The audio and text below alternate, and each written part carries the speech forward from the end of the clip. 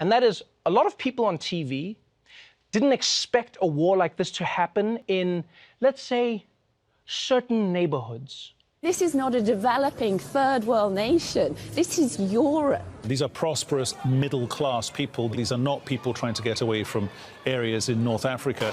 They look like any European family that you would live next door to. What could be a difference here from other conflicts, that could seem very far away, in Africa or Middle East or whatever. I mean, these are Europeans that we're seeing being killed. This isn't a place, with all due respect, like Iraq or Afghanistan. This is a relatively civilized, relatively European, I have to choose those words carefully too, city where you wouldn't expect that or hope that it's going to happen.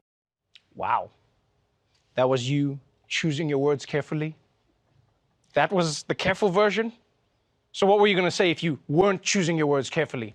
I just hope the next time this happens, it happens back in the Middle East where it belongs. Here's the thing, people. Here's the thing. Beyond the racism, right? Like, let's forget the racism. Oh, how I wish we could forget about the racism. You do realize that until very recently, fighting crazy wars was Europe's thing. That was Europe's entire thing. That's all of European history. They even had something called the 100 Years' War. You understand how long that is? That's like a decade. They got a Nobel Prize because they stopped fighting. Imagine that. Now people are going to be like, oh, to see this in Europe, to see this. Like, I'll tell you now, I don't know about you, but I was shocked to see how many reporters around the world, by the way, seem to think that it's more of a tragedy when white people have to flee their countries.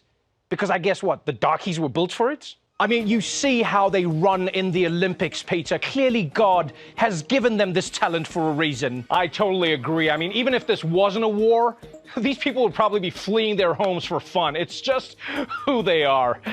Back to you guys in the studio.